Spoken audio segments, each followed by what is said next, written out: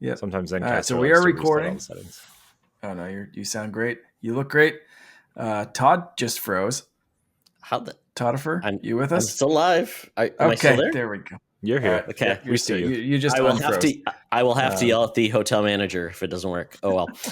We'll see how this goes. Okay, I'll bring us in 3, 2, 1. Welcome. I jinxed myself. All right. Welcome to Co-op Mode, round 142. This is your guide to the geek side. No, it's not. Holy shit. Take 3. I have not. Let's try it one more time with feeling. Welcome to Co-op Mode, round 142. This is the official video game podcast of Secret Friends Unite. I am Todd Oxtra, one of your hosts for tonight, from an undisclosed location at a Best Western Select. We'll see if this internet holds up. Mark's recording it tonight, but I am here to talk video games. And I am joined by my friend from the far side of the continent. That is the Canadian, Mark Carabin. Disappointed that the Edmonton Oilers did not bring it home. Absolutely. Yeah, the whole country's just a little, except my boss. My boss apparently went in on a hockey pool and bet against the Oilers, specifically because everyone else wanted the Oilers to win and won. He won some money today. So he said openly he would have rathered that the Oilers won, but he'll take the money. So he's the only person I've seen that's been happy about this in all of Canada, because I've talked to everyone in Canada today, of course. Is everyone going to blame him now for the loss? Yes, absolutely. Okay. Yeah. That seems fair. Very, very, very good. Well, we are also joined by a friend of the podcast who hasn't been here in almost 2 years. That is Corey Dierig, CEO of Boss Rush Media. Corey, how you doing, bud? I'm great. Has it really been almost 2 years? Dang. I was looking to confirm. That's way too long. It was episode 87. We talked about Star Wars games. Sean Nias was also on. That was May 3rd, 2022. Wow. Oh my goodness. Man, I can't believe it's been that long. You guys were on the our Spotlight series last year, but man, it's been too long. But That's crazy. Thank you for having me back. I'm very excited. You know how much I love you guys. So, well, it's mutual, Corey. It worked out because I know I had asked you to potentially come on SFU, and you're like, you got something else going on, and I've got a lot of stuff going on too. So glad this all worked out. Hotel life is not too bad. You may hear the air conditioning kick on. You may hear a gunshot in the background. Who knows? It's going to be fun. Anything goes. Anything goes in the hotel room. That's right. That is right. I mean, I'm drinking beer from a Holiday Inn Express styrofoam cup. Oh man, that's It's the high life. It is the high life. Well, very good. Well, tonight we're going to have a lot of fun. We're going to break down the Nintendo Direct, potentially the last of the Switch's life cycle, which will be a lot of fun. We'll check in with our actual predictions to see if they came true. And we're going to walk through that Direct and see if it was the good, the bad, or the ugly. So with that, Mark, tell everyone about our awesome Patreons. Yes, we have some amazing supporters over at patreon.com/secretfriendsunite, where you can go over right now and get a free 7-day trial to check out all the stuff. We get all the shows ad-free. You get bonus content, early content, all that good stuff. And again, you can check it out all for 7 days. I want to thank our Friends with Benefits tier. That's John Sedorf, the Phoenix Sisters cosplay team, Brendan Myers, Matthew Keel, and Corey in HD. Hey, that's me. Hey, that's you. So thank you in person, or as close to in person as we're going to get, because you're freaking awesome. And then I also have to thank our BFF tier, which is Sean, Stella, and Henry Nias, the amazing Nias family who support us through everything and are great. Again, no ads for Patreon supporters, bonus content, extra shows, all that kind of stuff over at patreon.com/secretfriendsunite. Go check it out. And Mark and I were just talking about it. We think our newest show will be Mark Teaches Todd Mac, and it'll be a great time. Yes. I will complain about it. Mark will explain, and I'll still be mad. I will triple my Patreon money to watch that. That's just to cover my heart rate or what's it called? Blood pressure medication from my head ready to explode, trying to teach Todd how to use a Mac over video chat without being able to see his screen. So he's describing like, why isn't this window doing what I want? It's like, I don't know what it's doing, let alone what you want it to do. It's my revenge. When my in-laws ask me for their tech support across, the phone, and we figured it out. That sounds like I think that could be a fun segment, actually. That there's some comedy entertainment value in that. So we might have to at least do an episode of just like old man yells at cloud, and the cloud is shaped like an apple. And old man yells at iCloud. That should be the name of the show. Yes. I am like legitimately writing that down right now. I'm all for it. Mark can help me use iMovie to edit a video podcast. That'll even be better. But that's not what we're here about. Unless we want to talk about gaming on Mac. That could be a segment, right? I mean, it's getting better. It has gotten better. Yes, sure. Yes. Yeah, they're porting the best game to Switch, so it's getting better. It's a reverse favor, right? They gave us Mario Run. What do you want? Not Mario Run. Can I run that on the Mac? No. In a developer environment, maybe. Yeah. Actually, with the new system, the new update, you're going to be able to mirror your phone. So potentially, in like September, October. Yeah, that could be a thing. Okay. Well, we'll check back on that. We'll check. We'll send out our top men on that one. But with that, one of our favorite segments is back this week. We're going back to Buy Rent Return, folks. Where I'm at, the Blockbuster still reign. You can rent a movie, get a box of Twizzlers, and enjoy a video game rental of your choice if you would like. Mark, what was the big video rental place in Canada called? Blockbuster.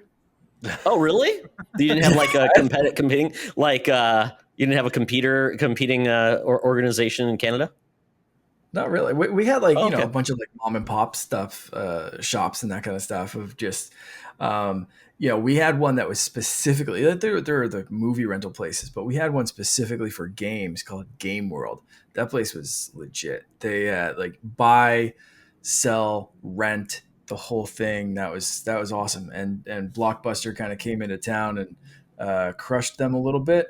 And Blockbuster did what Blockbuster do, and then Netflix undid Blockbuster. I guess that's how the world kind of went, right? But it was the same. Yeah, we had a Blockbuster here.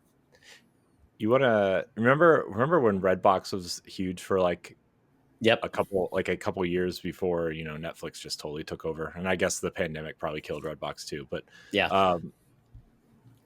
Redbox or Blockbuster was going to buy Redbox at one point, I think, was the story, and then they pulled out because they didn't think that model was serviceable. But having a huge S store was probably more serviceable. Yeah. So, makes sense. Yeah, I loved going into Blockbuster and like movie rental places. I missed that, but I suppose it is easier to click a button.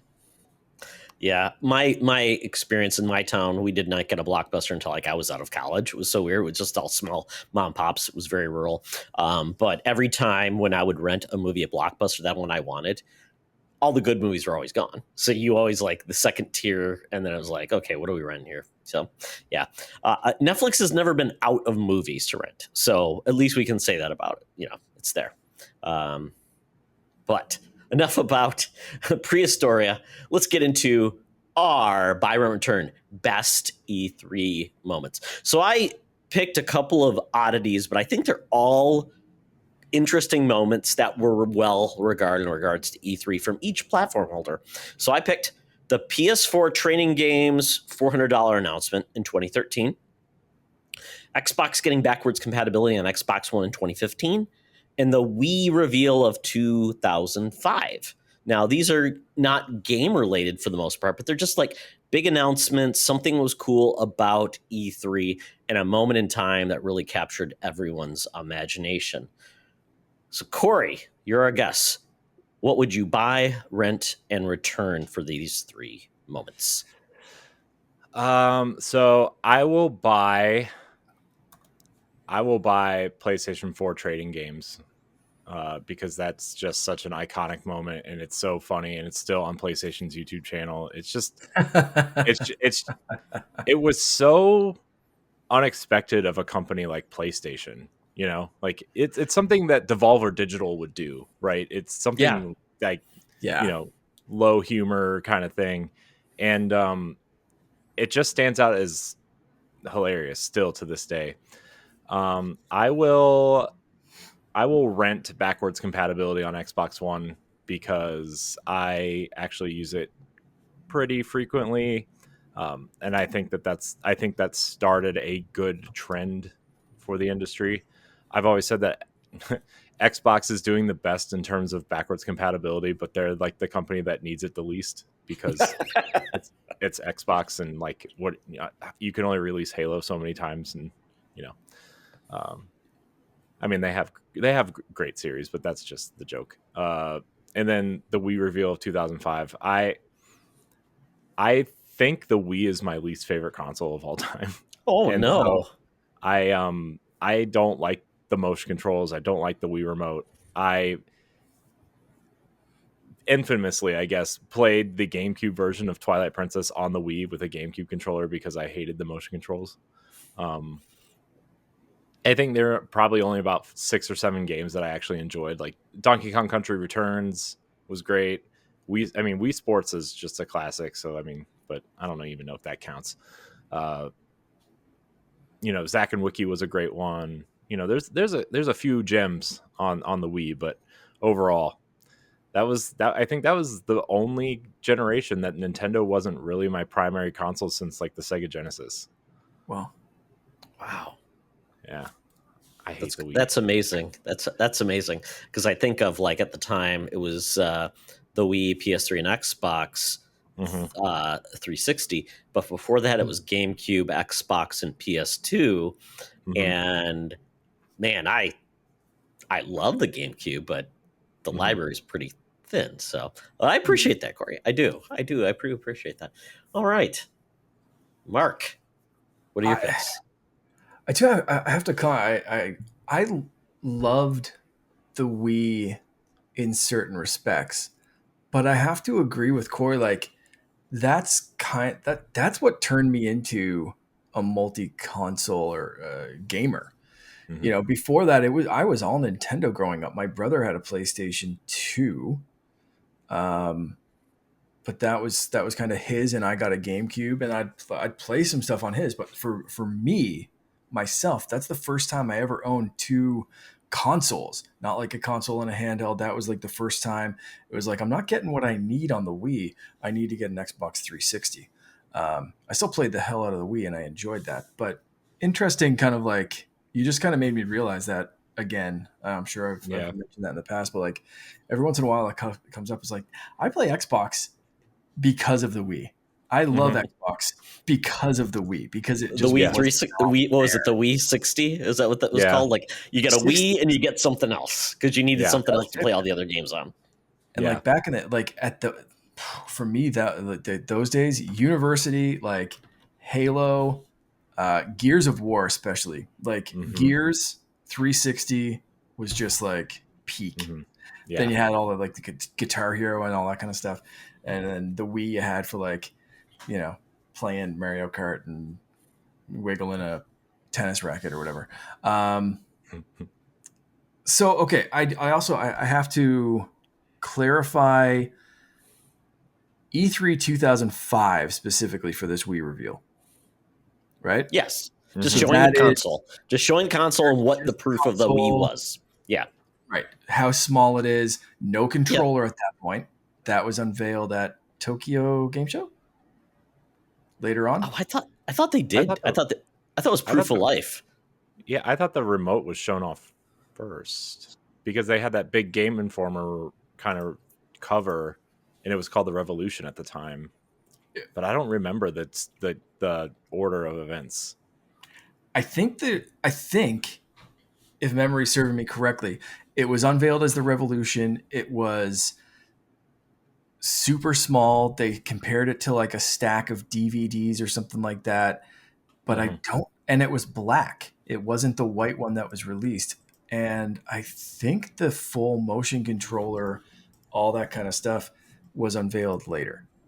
But we can kind of even lump that in together if you want to. But I just wanted to clarify that of like which reveal it was. Well, because they did show some. I'm just pulling it up right now. They did show that the fact that it would have a virtual console at the time, so that was kind of cool. And then they talked about some of the other if it was not in, okay, let me see here what else they show. I'm just looking at Miyamoto's face right now. He's talking about things. He's showing games. Let's see what else are they showing like that. Is that Howard Lincoln maybe? Mario Super Slug. So I don't know. They're still showing GameCube stuff on this thing. So I don't know. Maybe I thought it was that was the original reveal. Oh God, they're showing Pokemon XD Gale of Darkness. So I've gone too far. Too far. So maybe I'm wrong because I know they were gonna. I swear that was the one that I talked about, like all the things the Wii was capable. So I may have picked the wrong one, but basically it was the whole like this was a turning point for Nintendo too in regards to their strategy too, getting away from the hardware race, doing something completely different, doubling down on fun versus tech. I guess that may have been 2006. Was it? Where they finally showed? Okay, and they started showing off the Wii. Let's do 2006 then. Let's just change the game when we saw what the Wii was going to do, like motion controls, all that fun stuff. I want it noted that my answer stands. That's what, Corey. And that's why you stuck with your stuff. Clarifying for me because I don't think it's going to change for you at all after your answer. So this one was with Reggie in 2006 and all that kind of. My Body is Ready. Is that the body? My Body is Ready one too? Possibly. Anyway, either way, I am going to agree with Corey and keep the PS4 trading games because PlayStation had a very different presentation ready to go. And for a company that big to scrap most of that presentation and throw together some very crude slides of here's how to trade a game and here's how to just to stick it to Xbox, who it's hilarious. It is an absolute hilarious moment in gaming that is usually revealed or reserved for something like Devolver or some other like a small indie company. You don't get the big three like poking fun, especially not Sony, who's usually so reserved. Like if anyone's going to do that kind of shit, it's Xbox. Especially back then, because like they were coming off of the success of Uncharted and The Last of Us, and the rumors of like God of War was coming back were kind of swirling because the remaster was in development, and like they started really poking around the serious games, right? And Infamous Second Son was shown off, and that was and remember like you said, a different presentation. The iToy was supposed to be in the box. And it was supposed to be $500, and they realized nobody wanted a camera in the box. So they pulled an all-nighter to like completely shift their strategy based on Xbox absolutely tanking a presentation, and it worked. Like holy crap, did it work? I swear they took that video like in the back, like part of E3. And they said, we just got to do this in the green room. They took that video, changing, and then $400. I mean, that was pretty amazing. It was all done. Like they were filming, editing, and putting that thing together like 30 seconds before they hit the stage. I am convinced, and you cannot convince me otherwise, until some Sony executive is like, here's how it actually went down. The behind the scenes documentary. But my own little headcanon is they were scrambling right until they got on stage and was like, here, stick it to Xbox. So I'm gonna rent the Wii reveal because I still think that was a cool moment for Nintendo with the Blue Ocean strategy, a weird name, a weird peripheral, some weird games. Whether or not things were unveiled exactly how we remember them or when we remember them, or if this was 2005, 2006 Tokyo Game Show, who gives a shit? The unveiling of the Wii and everything around it, I think, was just a weird, cool moment in gaming. We got the Reginator, we got all that kind of stuff. And then, like, it was cool. That was another scrambling point. We saw Sony's move and PlayStation or Xbox looking into Connect and all that kind of stuff shortly after this, because it was such a big moment of like the people doubting it and then the Wii just taking off like it did. Very like pivotal moment in gaming for a minute, and then it And became way too gimmicky. But at that launch point, at that early stage, that was big, and I think bigger for the majority of gaming than Xbox getting backwards compatibility. I love backwards. Before we recorded, I was playing Perfect Dark on the Switch, but like Xbox is the leader in backwards compatibility. Who would have thought that? Because Nintendo should be, but Nintendo's. So like, again, that's a big moment for Xbox. But I think in terms of like, I don't know, staying or impact kind of like headline power, I think that one was for like the hardcore gaming group that like playing old games and that means something to.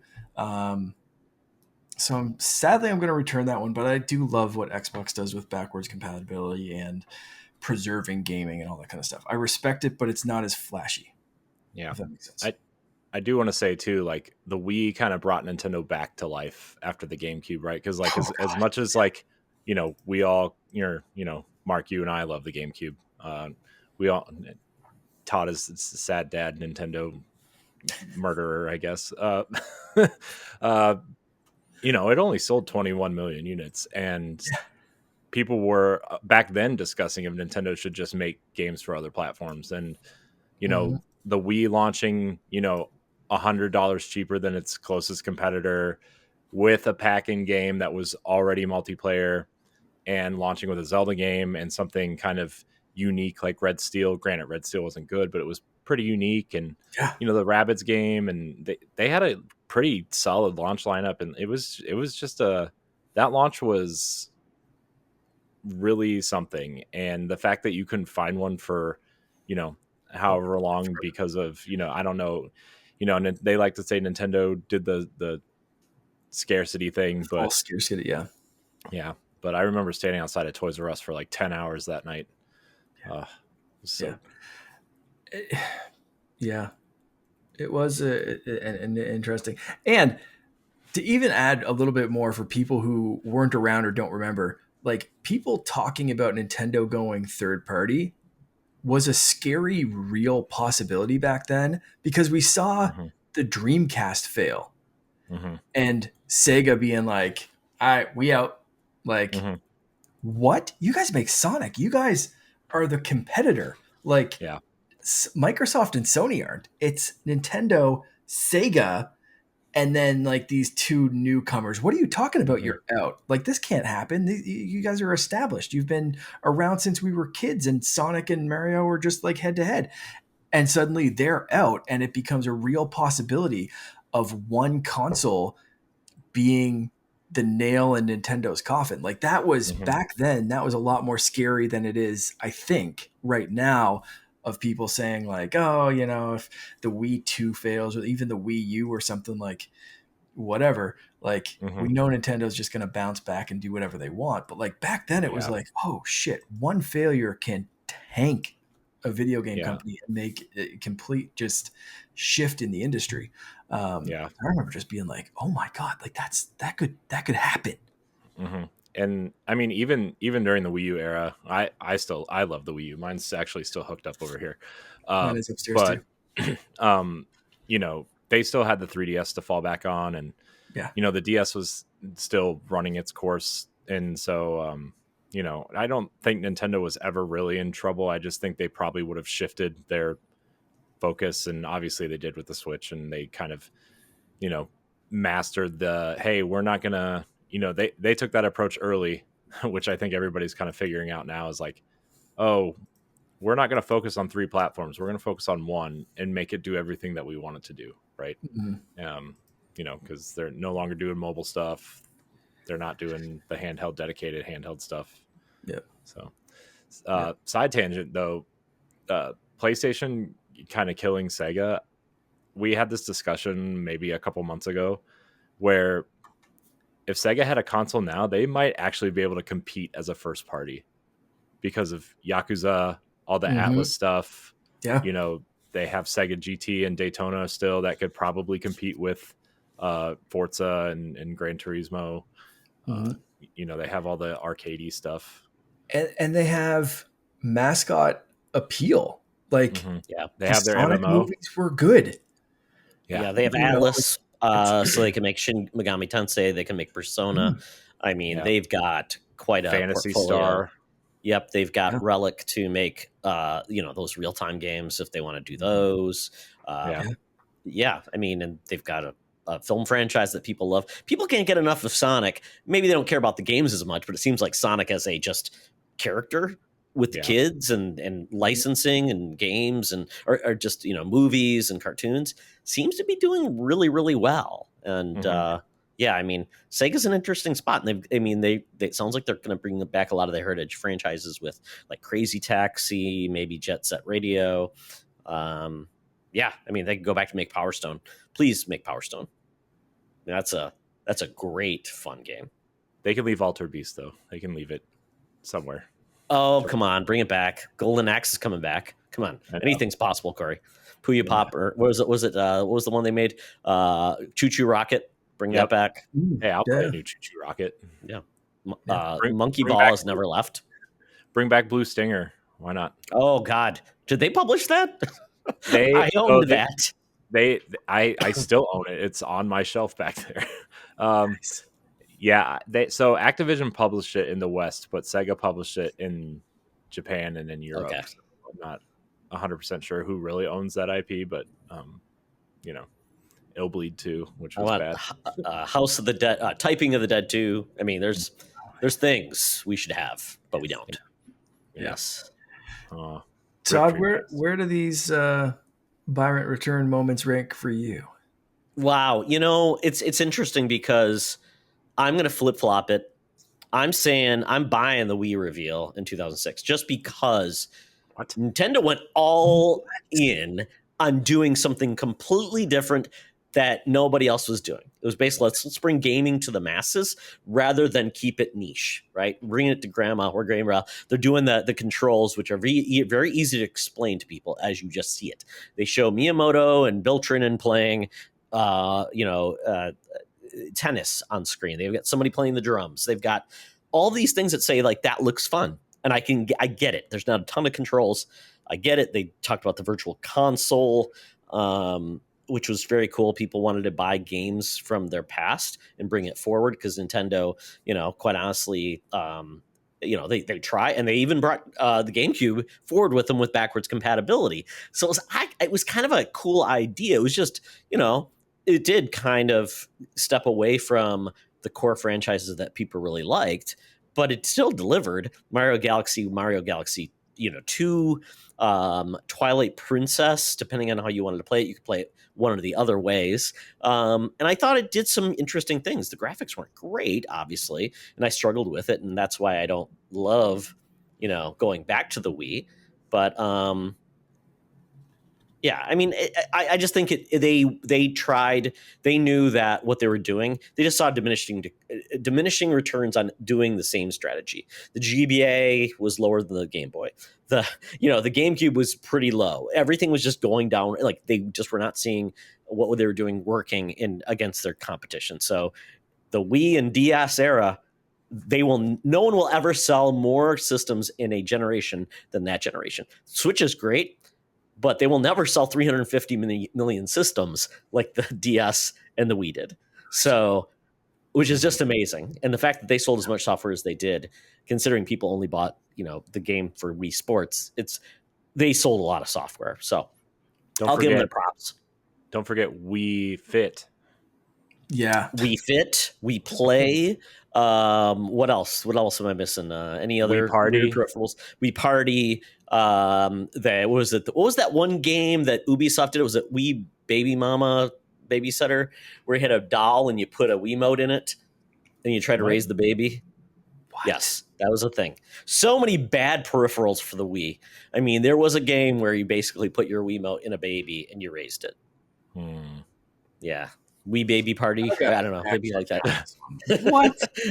All those Wii babies or Wii ponies and all those DS games that were just so like the herbs. Okay, let's move on. Babysitting Mama. Holy shit, you're not making this up. No, I am not, Mark. Why would I make something up like that? I don't know. What? Don't forget, that's the generation that also killed THQ because they had that tablet on the Wii and they thought it was successful there. So they put it on UDraw. Yeah. Oh, good times. I mean, how many rackets can you buy to put on your Wiimote? I mean, fishing poles, steering wheels. Yeah. That was the worst for forever. Just a steering wheel. Just put and it was $20. I know, they made so much money, so much plastic. Nintendo destroyed the planet with that system. Oh my god. Wiimote boards. Oh my god. Okay. I am then I'm going to rent the PS4 trading games. I just thought it was a moment in time that I don't think we'll ever see again, because we won't ever have the console owners back to back to back 3 days in a row where they, you hope you nailed it, because you didn't. Somebody's going to lampoon you the next day. Nintendo always went last. Sony went second. I thought it was so much fun. And then correcting almost all their mistakes from the previous gen, it was a great comeback. And I think it was just a fun way to celebrate just a moment in time that we'll never have back. And then Xbox getting backwards compatibility on Xbox One. It was important to give that console something to get excited about, especially after some of their bad press. I think that was the first E3 Phil was involved in too, maybe, or he was involved in the last one. But I felt like this is one where I'm like, it was good, but it feels like a feature, not the main focus, right? It was kind of like, all those games you love that we don't have now, here you go. So it was kind of nice. I just don't think that's what the high point of your console should be like, hey, old games you can play. So it's not exactly doing much to get new players in. It's just, recapturing the old. So that's where I would stand. I mean, and I thought about it. I looked at the Xbox E3 2005. Now that's an interesting one. You've got Jay Allard in his coat, in his hoodie, sitting on a stage on the ground at times, standing up. Peter Moore is there. It's weird. It is a weird time. I think that's when we talked about Velocity Girl selling things on the Xbox Marketplace. They were talking about all these things you could do on the Xbox. It was forward thinking, achievements being unlocked, all these things, but it was just kind of weird, and we'll never see that again either. So, wow. E3. Now we get the summer games, guys. What are you going to say? It was weird. We'll say that. Just like 2005 Xbox. I mean, you needed G4 to really be part of E3, and well, G4 tried coming back. Oh man, yeah, that was the thing. That was. I could do a whole podcast just discussing how terrible of an idea that was, and the way that they did it. I don't think it's a terrible idea overall, but it's You don't need 250 people to make essentially 3 YouTube shows. No. Especially one is like 2 hours long and they're just playing like weird party games. Right. Yeah. That was not a good way to bring back Attack of the Show. Oh well. We're going on to what we've been gaming. So we're about 34 minutes in the show. We're actually gonna talk about video games now. Sorry, guys. No. This is perfect. So Corey. Yes. You and I go way back. I mean, we're talking way back. Yes. When Destiny, going back to the alpha, that's kind of how I started with Destiny. That's how I get to know a lot of people in the community. it has some of my best moments of gaming. Destiny 1 is the game I played the most in my life. And Corey, you started a podcast on your love of Destiny called Tower Casuals. You've been through the good times, the bad times. It's been a weird roller coaster ride with Destiny. So Tower Casual is actually my second Destiny podcast. Because we all, you, me, Matt, and Matthew Keel, all kind of met because of Destiny. Mm-hmm. And, that's kind of when, all that kind of stuff started. But I actually started a Destiny podcast with my one friend, Brian, called DNA Weekly Strike. Because I remember that. That was crazy. DNA back in the days before, Nerds Gone Rogue. I mean, there were so many days. Yeah. It was when Mark was, be getting Warp Whistle all the way back then. So and then, that ran from House of Wolves all the way through Rise of Iron. And then we kind of disbanded because there was really nothing to talk about. And then, once things started spinning back up, my friends, kind of moved on, and it was like, okay, well, but yeah, Destiny 2, the final shape is here. I've been playing a lot of that. I reviewed it for us. And I guess full disclosure, Destiny provided us a code, or Bungie provided us a code for Destiny 2, and the annual pass to review it. So nice. You can, take that how you want. After 9 years of content, Corey, you've been bought and sold by Bungie. Yeah. How dare you? I know. Yeah. Well, look, just don't listen to any of the episodes over the last maybe year and a half because of Lightfall, and Exactly. It's all been positive, we know. Yeah. But yeah, it was a real full circle moment when they gave us the code, and then everything that happened last week, and that was actually late because of filling out stuff for Bungie. And it's just this Destiny's been this weird connective tissue for all of us, even Mark in a weird way, who's tangentially attached to this. That's why he owns the white PS4. It's why he had a PS4, right, Mark? That's exactly it. Yep. Oh man, is it the Destiny one? The Destiny one, or is it just the white one? No, the Destiny version came with Destiny. Yeah, still have it. I wanted that one so bad. Yeah, and the final shape is finally the game every Destiny player wanted it to be. Ooh. I think I've sat on this for 3 weeks now at this point, and I still honestly think this might be the best campaign Bungie's ever made, even better than Halo, with the caveat that you've been invested since day one. Yeah.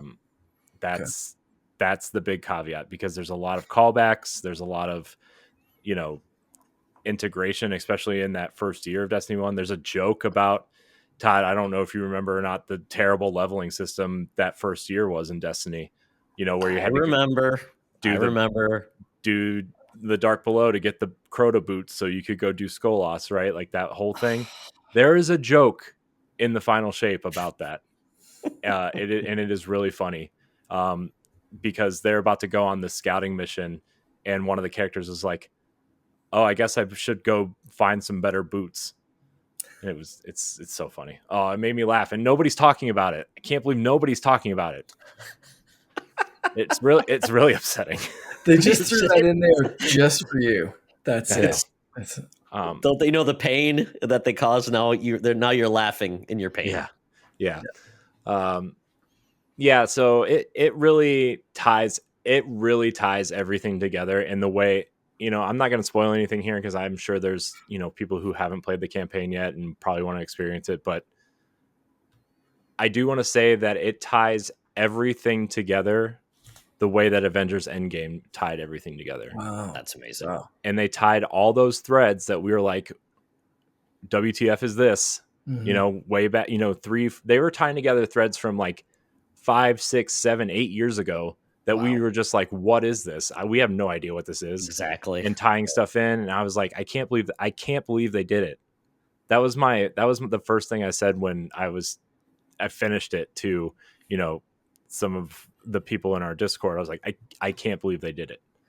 And like, not only did they tie off this whole 10-year saga, they did a pretty great job of setting up what's next without like saying, oh, we're an MMO, so we're going to keep going, like it just made a lot of sense. And I really enjoyed it. It was really probably the best Bungie experience I've had, aside from server crashing issues. But oh man, and the final mission, the final mission is so good.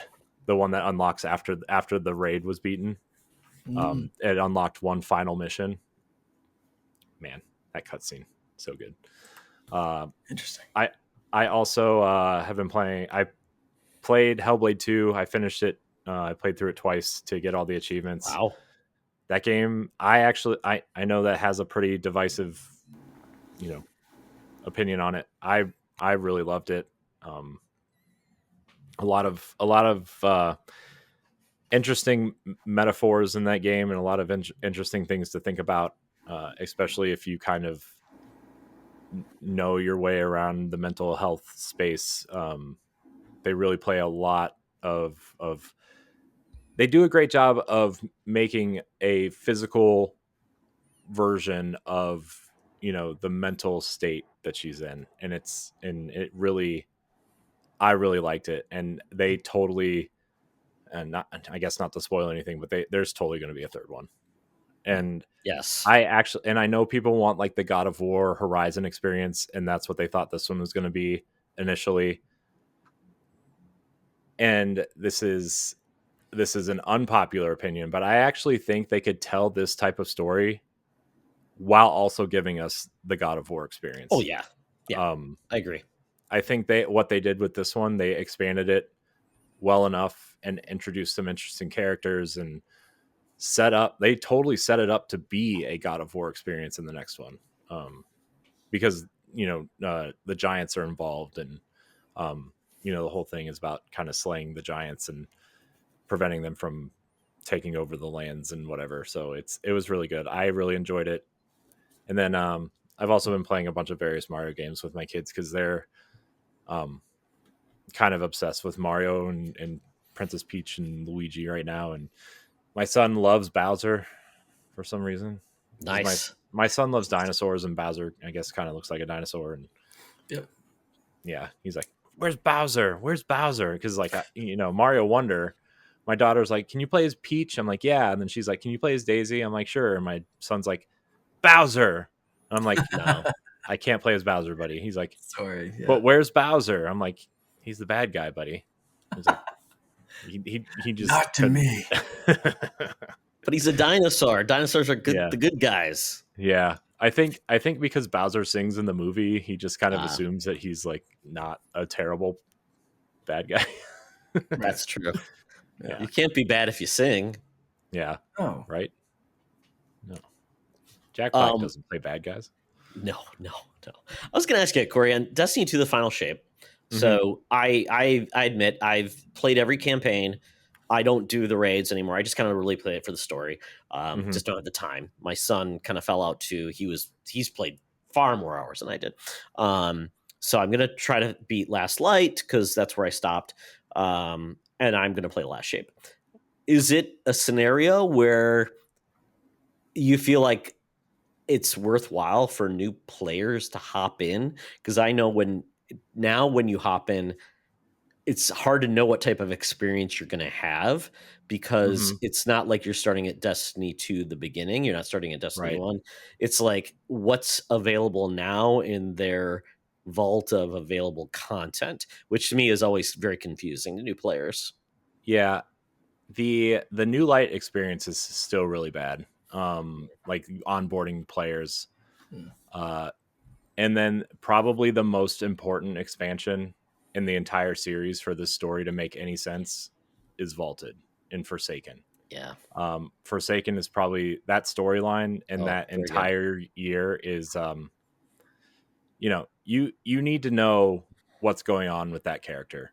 And it's, I mean, what, 6 years ago? I don't know if you played Forsaken. I don't know if you played Forsaken or not. I did. I played all of them. Yeah. The good, the bad, and the ugly. And like I said, Last Yeah. Light's the last one I need to play before I go on to the the final shape. Yeah. So it's weird because like the last, since the Witch Queen, really, well, I guess since Beyond Light, but really the Witch Queen, the seasonal storylines have also been pretty integral to the plot. It's not really essential, but I would probably watch some of the cutscenes from the seasonal content, especially Zavala's story in particular, because there's a whole season that kind of revolves around his life before being the Vanguard leader, and that's pretty essential for understanding the story. So that's I would do that. Light, I would argue that Lightfall is actually the least important. It's not very good. I mean, there's things that you can play and get stuff out of it, and Strand is a really cool subclass that they teach you about. But essentially, the entire campaign is a tutorial for Strand, and Osiris just yells at you to use Strand. Use Strand. Use Strand. I like being told what to do. Invoke the darkness. Use Strand, and it's like, okay, I get it. You want us to use the green tethers to tie up everybody. So it's really hard to say like the final shape is worth it if you've never played, but if you have played and you're just a lapsed player, if you do a little bit of research and maybe play some just to get your feet wet, it's still probably worth going back. Like, as long as you know who Aldrin Sov and Crow and Cade are, those are the main players. Obviously, there's a very personal story with Ghost, actually, that takes place in this story. That's really cool. Ikora still has no storyline whatsoever. Zavala's kind of backstory is pretty important. And he's been replaced by Keith David. Yeah, that really threw me off. Yeah. It's hard to say it turned me off at the beginning, because obviously you can't bring Lance Reddick back, which is really sad. But like, it really jarred me at the beginning, because there's a cut scene where they're getting in the elevator and Keith David is doing his low Keith David voice, and he kind of sounds like Lance Reddick. You're like, oh, okay, this sounds pretty normal. But then he's like, you get out on the battlefield and he's like yelling and stuff, and like angry Keith David voice, and it's like, okay, this is not Why Lance is Reddick. Spawn yelling at me? Oh, yeah. So yeah, it really threw me off. But I would say the final shape, Prismatic, is an awesome subclass. They take all the other subclasses and merge them into one, and you can customize it however you want. And they're going to add abilities over time to that. So I think what they're aiming to do is probably getting rid of the other subclasses at some point and just having Prismatic be the one super customizable subclass. And then you can create the other subclasses out of Prismatic if you really want to. Because they added loadouts last year, like subclass loadouts, so you can kind of swap them out without having to change your aspects or your abilities or everything. You can just kind of save them as you want. So yeah, I would say get your feet wet, learn Strand, because Strand is actually a really cool subclass too. So if you Lightfall's really bad though. And just do some catching up through the cutscenes on YouTube, which is really nice because the Destiny YouTube channel actually has been posting. They're called the Lore Archives, and they've been posting the cutscenes from all of the seasons leading up to the final shape, which was really cool. Also, I don't know if you know who the YouTuber My Name is Bife is, but he's like a Destiny lore aficionado. He's been doing Destiny lore for 8 years, and he just released an entire 10-hour lore video. Like, it's one video that's 10 hours long that tells the entire story of Destiny from the discovery of the Traveler up to the final shape, and it's everything you need to know going into the final shape. Wow. Holy crap.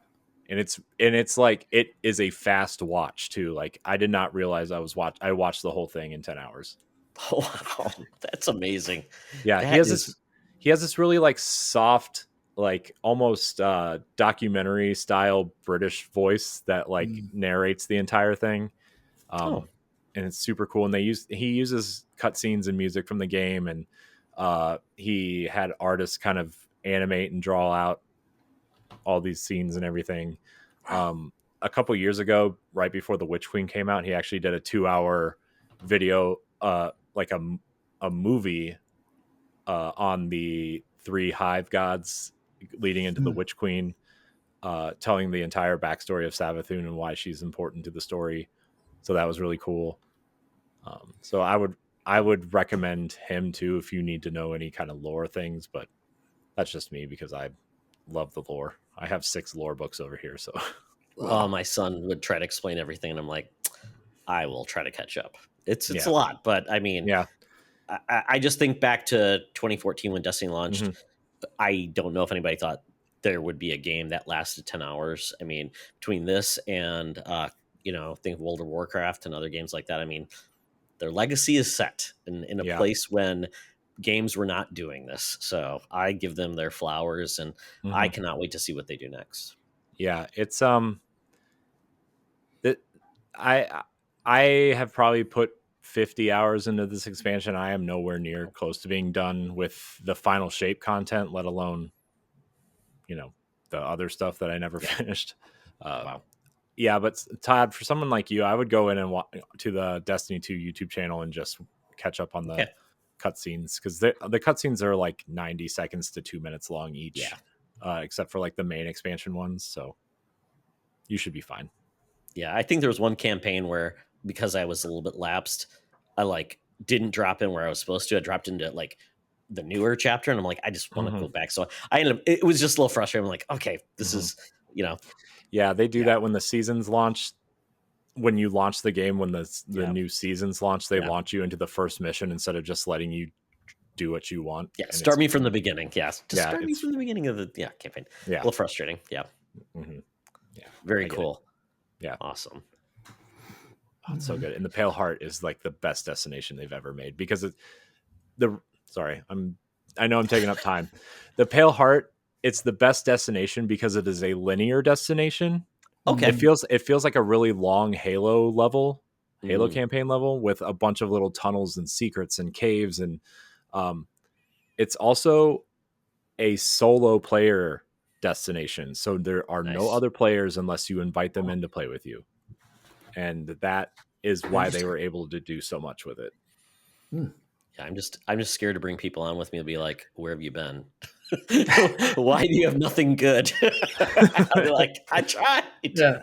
Hey, look, I tried to watch. Yes, what's going? Yeah, that's tough. Dude. I tried to walk. Where's my Galahorn? Give me my Galahorn.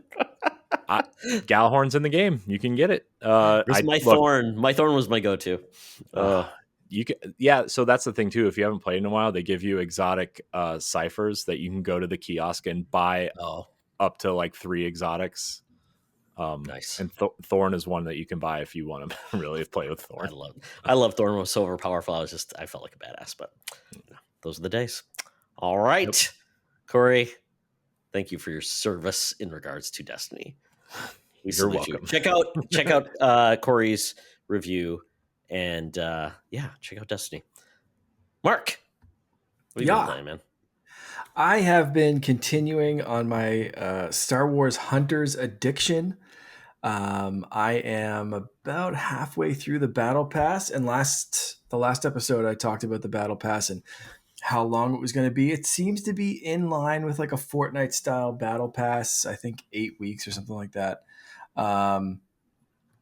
8 or 10 weeks. So it seems pretty good. I'm moving through it at a clip that feels good to me.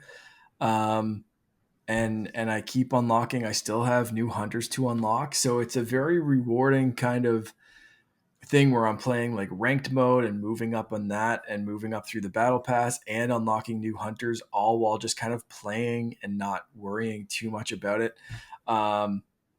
It's really good. It's way better than I expected. So if you're a hero shooter fan, if you're a Star Wars fan, check out Star Wars Hunters.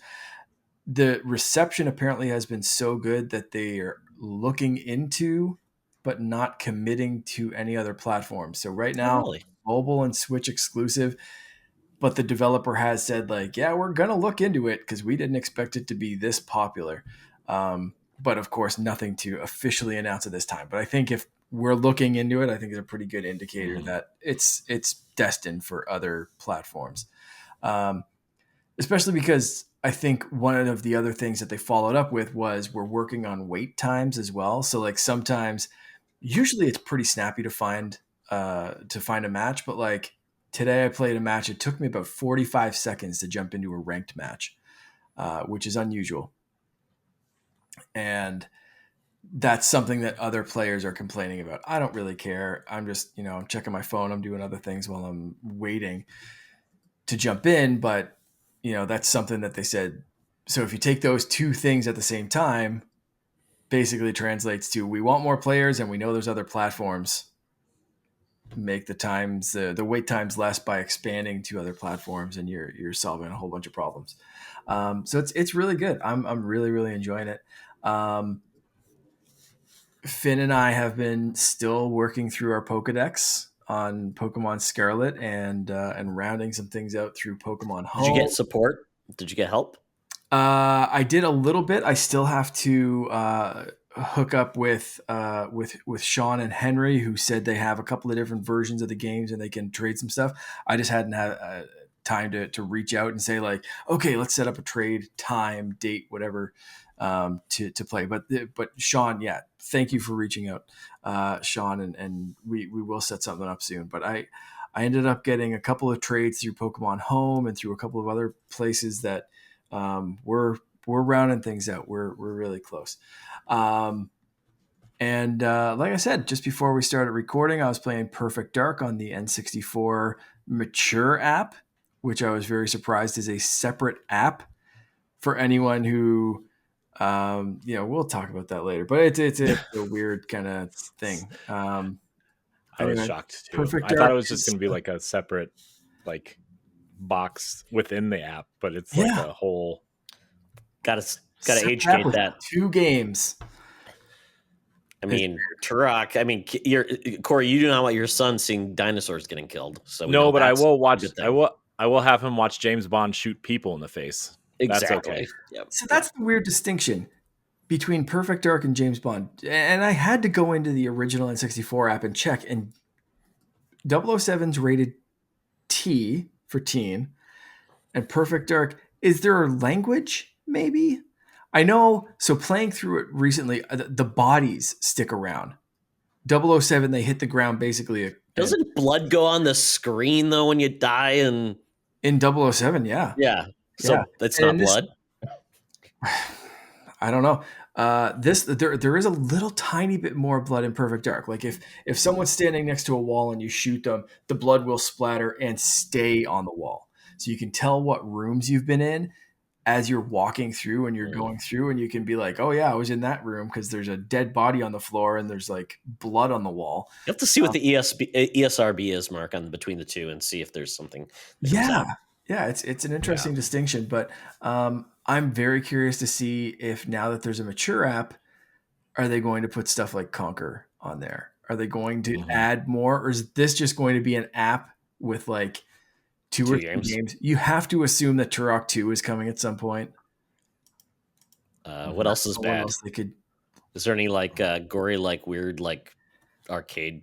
I mean, you could easily throw Doom in there. You could throw like Wolfenstein, Duke Nukem 64, some stuff like that you could very easily throw in and justify this being a separate app because you really don't want kids playing some of that stuff.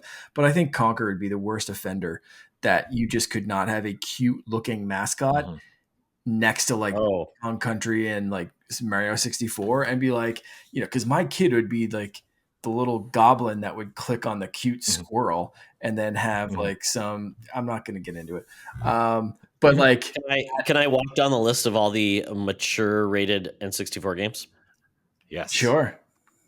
Biofreaks, Carmageddon 2, Conker's Bad Fur Day, Doom 64, Duke Nukem 64, Duke Nukem 0 Hour, ECW Hardcore, Forsaken, X and Beyond Heretic, Daikatana, Mace the Dark Age, Mortal Kombat 4, Mortal Kombat Mythologies, Mortal Kombat Trilogy, Nightmare Creatures, Perfect Dark, Quake, Quake 2, Resident Evil 2, Shadow Man, South Park Rally, Chef's Love Shack, South Park Chef's Love Shack, Turok Dinosaur Hunter, Turok Dinosaur Hunter 2, Seeds of Evil, Turok 3, Shadow of Oblivion, Turok Rage Wars, and War Gods. How were there 4 Turok games?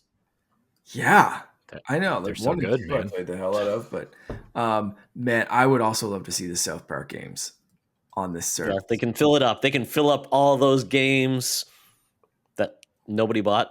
I mean, mature. I mean, how many people were buying mature games on N64? I'm surprised with how many of those games that I had or at least rented a lot, like the Mortal Kombat games, the South Park games. Yeah, you ran through a list of games that were like on my list of games that I had, friends had, or we'd always rent and just like pee in snowballs and throw them at each other. Um, it's a South Park reference for anyone thinking that that's what we do. Oh, yes. That is a No, you do it. That's how they learn, Mark. They learn from the Canadians. fantastic. Yeah, I want them to expand this app now. You just Well, listed off some bangers that they could really go crazy with this. What was that one game? Wasn't there a lot of like really bad like Mortal Kombat like clones in the arcade, like Time Splitters or not Time Splitters? Was it Time Killers or something like that? They had some really bad games in the arcade that tried to just do some bad stuff, and they all seemed like they were destined for the N64. Mm-hmm. Yeah. Anyway, that's basically all I've been playing. What about All you? right. Well, I've been playing Maze 64 and all the Turok games. No, just kidding. I have not been playing this.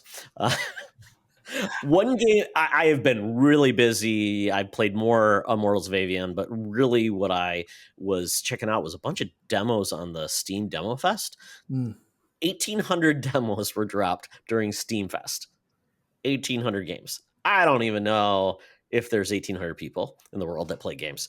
That's a lot of demos just dropping right there. But the one game I really wanted to play, I did, and that is G.I. Joe Wrath of Cobra. So this is essentially the Shredder's Revenge kind of kicked this whole thing off of retro takes on new versions of those brawlers, like the old TMNT game. And I think people just want more of these, and we're getting more because we got, obviously, this game is coming out, G.I. Joe Wrath of Cobra. It's essentially 1984, the animated G.I. Joe series in video game form. It's the video game we never got with G.I. Joe. It's awesome. It's it's Duke, Scarlet, Roadblock, and Snake Eyes taking on all of the colorful Cobra troops. And every level has a badass Cobra boss that you take on. It is amazing, and like your power ups are pretty cool. Like Snake Eyes has his dog attack people, which is really cool. And then Duke, I think, has a big ass power kick, and then Scarlet shoots a rocket launcher, and they have like their I don't even know what you call it. Basically, it's the mocking button where it's basically you mock the bad guys with like some type of like, come on. Like Scarlet shoots her darts in the ground to make a smiley face. It's very fun. It's very cute, very fun. I like what their attention to detail with the animated series. It's actually got a cool cutscene in the beginning. They actually created a new theme song. It's really fun. You can play 2 levels and you can play all the characters within those 2 levels. I had a blast. I think it's going to be awesome. I mean, we know we're getting the Power Rangers Rita Rewind that's in this kind of mode too. Mm-hmm. So I'm just happy if we get a new X-Men version.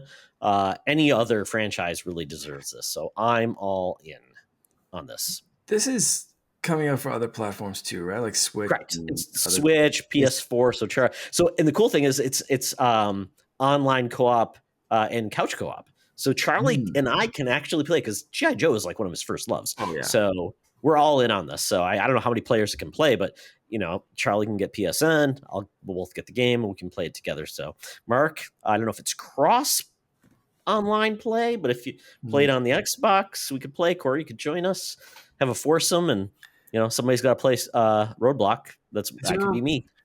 Is this already out? Forgive me if I. No, it's like coming out this fall, I believe. Okay, perfect. Yeah, no release date. Yeah. So that's it for me. I'm very excited to play some new games, and I am ready for the fall because there's a lot of big games coming out very, very soon. So that's what we've been playing. But before we move on to the big part of the show, the bonus round, listen to this ad about all the cool things we're doing with Zencaster. Hey, Secret Friends Unite, let me tell you about Zencaster. We use them for our show, and now they're supporting us. Zencaster is now the all-in-one solution making podcasting easy. It's the ultimate web-based podcasting solution, provides high-quality audio and video podcast production and hosting. With a full suite of professional tools, podcasters can seamlessly record, produce, and publish studio-quality content, all from one dashboard. Being a creator has never been easier. And we chose Zencaster because of the ease of use, high quality output, and it makes it super easy for our guests to come on. We had multiple solutions we tried before, and Zencaster has just been the best fit for us. Why Zencaster? It's now super easy to record a podcast with Zencaster. Log in using your browser and start recording a high-quality podcast right away. Record studio-quality sounds and up to 4K video with your guests. Feel a sense of zen knowing Zencaster's multi-layered backups ensure you always have your recordings in the highest quality, even if the connection is unstable. Have you ever worried what you sound like? Zencaster's post-production process makes you sound buttery smooth. It automatically removes those ums and ahs in your recording. It removes those awkward pauses in conversation too. Set the right podcast loudness and levels while reducing background noise with the click of a button. So if you're interested in making an easy, high-quality podcast just with the click of a browser button, go to zencastr.com/SFU and use our code SFU. And you'll get 30% off your first month of any Zencaster paid plan. I want you to have the same easy experience I do for all my podcasting and content needs. It's time to share your story. Now back to the show. Now it's time for the bonus round. We're going to be breaking down our picks for the Nintendo Direct, which followed after the hijinks of the Summer Games Fest. So thank you, Nintendo. You gave us a day to prepare, and we're back. Everything has died down a little bit. Now we're ready to give our thoughts on this. Once we go through this list, we're going to then talk about our predictions to see if we won or lost. And then we'll give our review if it was a buy, rent, or return, and some of our favorites from the show. So let's break this down, boys. And if you have something you want to talk about really quick, let me know. The first game shown was Mario and Luigi Brothership. It's a pun because there's also a ship that is also called the Brothership. Beautiful style. Absolutely. I love the outline. It's really pretty. It's a mix of that Mario and Luigi RPG style with some cool mini games and fun tactics in regards to that. I thought it was really cool, but Nintendo will not tell us who's making this game because the previous makers of this game, this series, no longer exist. Right. This was pretty cool. Yeah. So they actually said that Alpha Dream. Yeah, Alpha Dream shut. Yeah, Alpha Dream closed after the Bowser's Inside Story remake for 3DS. Because it sold like 12 copies. But they did confirm that there are developers from that studio working on this in some capacity. The creative director of those games works at Monolith now, the Xenoblade developer. And there's a couple other developers that work internally at Nintendo. So I don't know how that's working, but I do know that there are people associated with the series working on this one. Very cool. November 7th. Yep. Yeah. Nintendo World Championship NES Edition. This game is coming out July 18th and is essentially, if you want to reenact the wizard, you can now. Yeah. We knew about this one, so that wasn't a huge surprise. Yep. It was nice to see, though. Yeah, exactly. Fairy Tail 2 for all you anime nerds. It's not here, so we can't comment. Fantasian, Neo Dimension. Yes. I'm excited for this. I know not very many people are excited for this, but so Fantasian, for those who don't know, is Mistwalker's new game. They did Blue Dragon. Right. They did Lost Odyssey. They did The Last Story on Wii, which are two incredible RPGs and one kind of meh RPG. But nobody ever played them because of where they were. And this is their game that was an Apple Arcade exclusive Oh, yeah. for what 3 or 4 years at this point, Mhm. and they are finally porting it to Switch. And it's by the original creator of Final Fantasy. The composer is the composer of the first 6 Final Fantasy games. It's I'm excited. It's probably going to be a very solid 7 because the battle system alone looks like a phone game. But Mistwalker deserves some love, so I'm going to give it to him. That's awesome. Nintendo finally showed up. Sony, right? Sony's not getting this game. Nope, Mhm. not yet. All right. They will somewhere. All right. Take that, Apple. Nintendo Switch Sports gets basketball. Play it. Weird, like random update for a game that I did not expect an update for. Me neither. I'll be playing with my mother because she loves that game. We You played know what? Finn bowling. Yes. is excited for this one. He loves like the basketball game at the arcade. Yeah. And we were like he watched some of this direct with my wife and I and was watching. We were like, yeah, buddy, you can throw it like, you know, because he's familiar with like the Joy-Con and some motion control stuff. And we're like, yeah, you can throw it like that. And he's like, can we do that now? I was like, oh, it's not out right now, but we can do it when it comes out for the update. So yeah, it's Yeah. just one of those things that, like, I haven't thought about that game in a while, but I'll jump back in. Absolutely. Then we get Mio, Memories in Orbit. It's Ori-like, I guess is the best way to say it. It looks pretty cool. Yeah, this game Beautiful. looks awesome. Disney Island Illusion or Illusion Island is getting an update. Perfect game for the kids. Yep.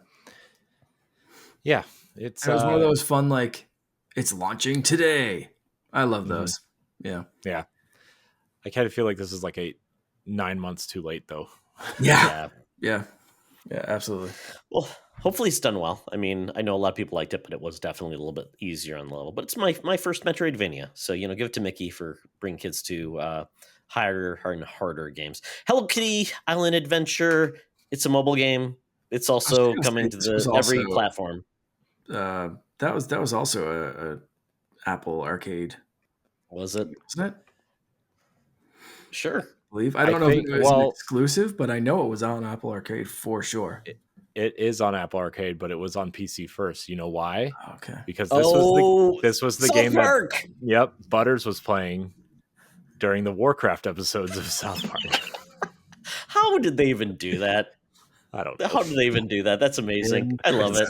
So funny. That was the first thing that I thought of when they announced this. Is Chim Pokemon a real game too? No, but you can collect them in the first That's Obsidian right. RPG. What about what was it, Mega Man or whatever it was called? Something like that. Super Mega Man. Yeah. Love it. So there you go. More cozy games. Then Looney Tunes, Wacky World of Sports. Hey, you like mobile-like games coming to Switch? This one looked like a mobile game coming to Switch.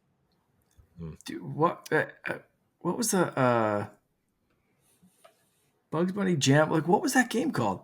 Looney Tune Jam? Oh, the second NBA Jam game that was on that was free on Xbox. No, it was the like N64 Looney Tunes B-Ball, or not N64. Shut up and jam. Oh God, was it just Looney Tunes B-Ball? I think that's it. It was SNES. Is it?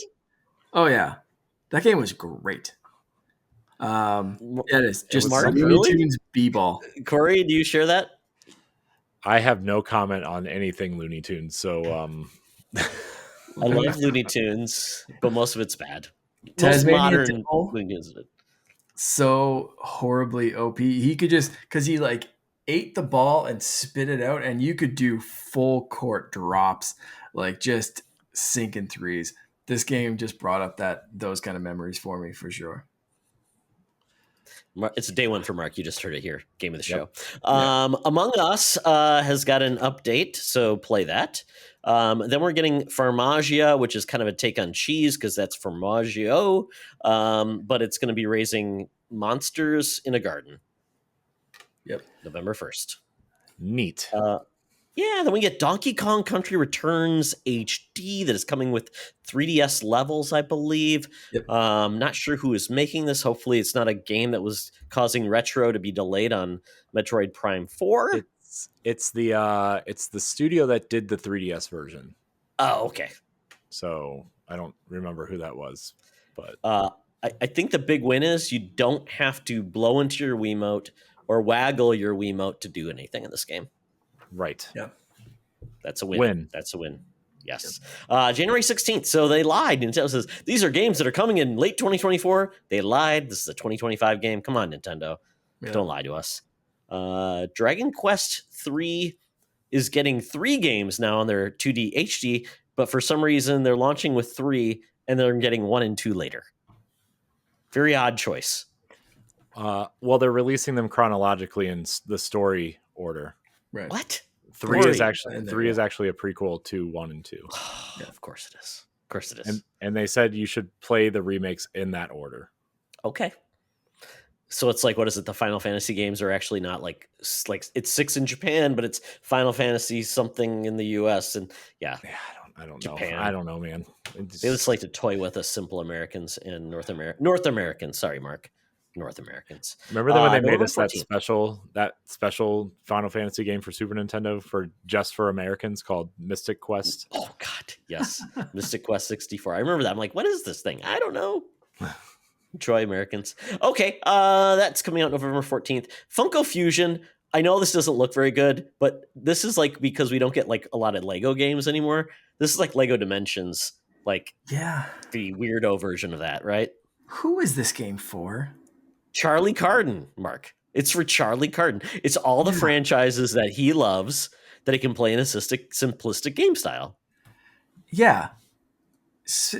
Because, I'm like, I'm struggling with this one. Because, like, the Funko Pop, like you said, it looks like a Lego game. You get the fun Funko Pop figures. I thought this was going to be like you said, a Lego Dimensions replacement. And then we get, like, He-Man. Super serious. No, not even the He-Man's. I could Jaws. He-Man. It's the and the Walking Dead. Shaun of the Dead. Like Invincible, Five Nights at Freddy's, Jaws. So much violence and shooting and stuff that I Dinosaurs, Corey. Dinosaurs. Your son. Yeah. Definitely not. And I see this game and I'm like, I want Finn to play like a Lego style, like bobblehead Funko game. And then I look at the footage of this and I'm like, God, no. I mean, even the Funkos don't want to be in there. I don't know if you saw the scrolling boxes, but they're like trying to get out of the boxes because they don't even want to be in this game. Yeah, they even canceled that Gears Funko game. Remember the Gears Funko game? I do. There's a video of me online reacting because I thought it was Gears 4 reveal. No. And it was a Funko Pop because they did the Gears 1 remaster that year. Yeah. And then afterwards they revealed that brick wall with the Gears logo. And I was like, yes, Gears. And then like the Funko Pop chainsaws through the wall and it's bad. That's how they get you. That's how they get you. Well, it's coming to September 13th. I may check this one out. You know, I got GameFly for a reason. You got to talk to Charlie about something. I do. Yeah. I mean, it's going to be that G.I. Joe game I just talked about in this, and he's going to be pie in the sky. Luigi's Mansion 2 is getting an HD upgrade. This game has literally got no information coming out. Like, are they doing anything new to this? We don't know. It's coming. Yep. And I'm this going is to my get it from wife's most GameFly. anticipated game of the year. So I'm getting it from GameFly. Pumped. It's like pumped, and it's out I'm playing it. Yeah, it's the best. It's the best Luigi's Mansion game in my opinion. Is it? Agreed. Is it? Yeah. Oh yeah. 3? Not 3? No, this one. Oh, I love 3. I love 3. Okay. It's because there's a lot of variety in the mansions, and there's more than one. So. Yeah, I played it a little bit on the 3DS, but not much, so I don't know. But they got rid of the Dark of the Moon though, so it's number 2.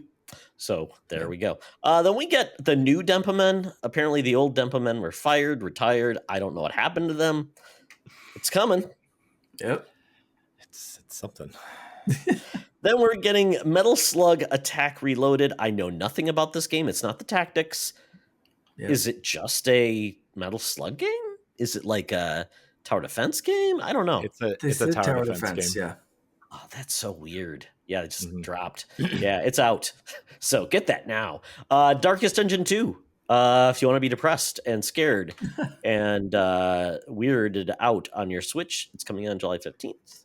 Then we're getting 4 games with Nintendo Switch Online. Mark already talked about Perfect Dark. Turok is coming in a mature rated app. And then you're also getting Zelda Link to the Past with 4 Swords and Metroid Zero Mission. That's a cool drop. Yes. Yeah. Zero Awesome Mission. drop. Awesome remake of the first game. Yeah. Very, very cool. Yeah, because it kind of made some upgrades. Like, hey, there's a map now, and you can do some things, and that's kind of cool. Yeah. And then The Legend of Zelda: Link to the Past. That is just a Link to the Past, but then bolted on a different type of 4 swords, right? It's not the other 4 swords. No, it's yeah. You're right. And you can play it online now. You don't need to like link all your Game Cubes and your GBAs. Yeah. Dang it. That I know, Corey. You're like, what the hell do I have my GameCube and my GBAs for? I keep it for this very moment. Yeah. Yeah. When your cats chew through your GBA cords, you'll have a place to play. Yeah. Phantom Brave, the Lost Hero. It's a old school like 2D like tactics game. So play that. A surprise launch, though, Marvel vs. Capcom Fighting Collection Arcades Classic. This is really cool. It's got going back to the Punisher, which was apparently the first Marvel Capcom team up, which is basically a side-scroll brawler. Then it's got X-Men versus Street Fighter, Marvel Heroes, The Quest for the Gem. I can't remember what it's called. Gem Heroes or something like that. That was pretty cool. And then you get all of the Marvel versus Capcom games 1 and 2. Marvel versus Capcom 3, not so much because it wasn't in the arcade. It's also not the best one. So yes, to be honest. And it's not. And apparently it's not coming to Xbox because of the framework that this series was out on, and it's was not supported on Xbox. So I'm hoping Xbox will rectify that and give Capcom some support to make that happen. They haven't updated it's called like the MT framework since like 2015 or something, which is weird because like Marvel vs. Capcom 2 is an Xbox 360 arcade game. Yeah, it's very weird. It's very weird. Apparently Xbox One was that like hard cut. You know, it's like if it's backward, it's not. Is it backwards compatible on Xbox One? No, is it? No, that sucks because of the licensing. Oh, that's so weird. Then we're getting Super Mario Party Jamboree. I could not tell you anything about any Mario Party game. Apparently, though, it's got 2 old boards plus a bunch of new stuff, and these games sell like more than every game on Xbox and PlayStation combined. This like that 20 players competing online with new modes, like that looks insane. That looks just thank God they've got a great online system to support that. Yeah.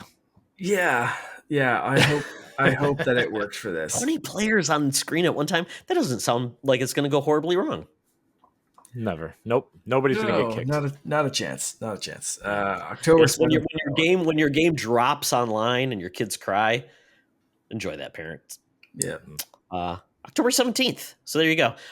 Then Legend of Zelda, Echoes of Wisdom. This was not even like the one more thing, which is surprising because that's typically what a Zelda game gets. This is essentially Zelda getting her own chance to have her own adventure. Link vanishes, and she has the ability to duplicate items in her environment, including furniture and also bad guys.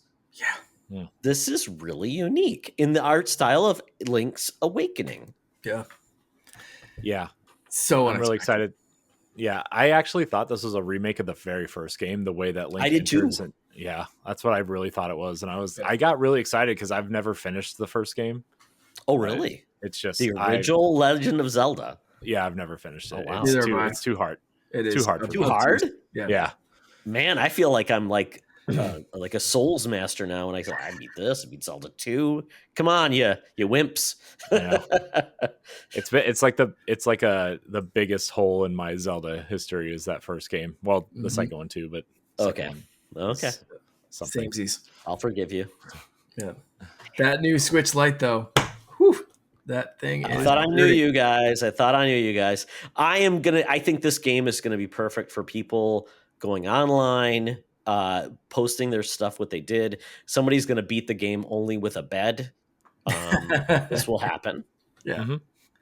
Yeah. It'll be It's fun. going to be interesting.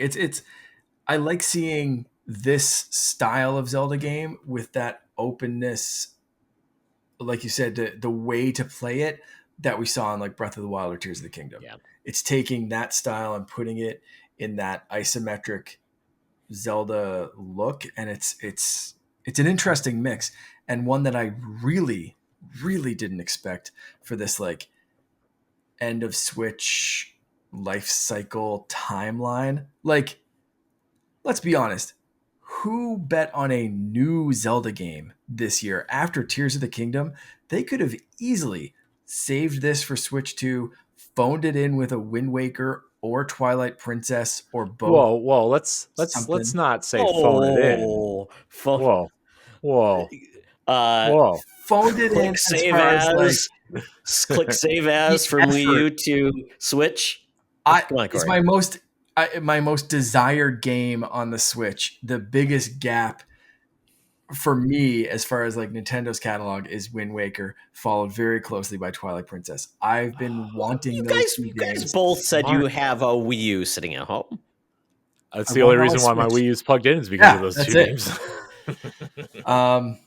So like I have we 3 need copies of those it. on. Only I could play it somewhere. We Oh, need you those can. on I've Switch. When played I them. say phone it in, I mean it's the easy choice. Like it seems It's already been so easy remastered.